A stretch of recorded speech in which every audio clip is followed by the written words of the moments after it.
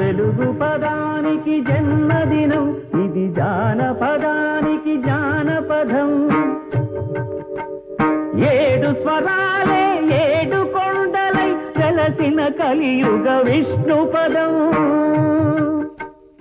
అన్నమయ్య జననం, ఇది అన్నమయ్య జననం, ఇది అన్నమయ్య జననం.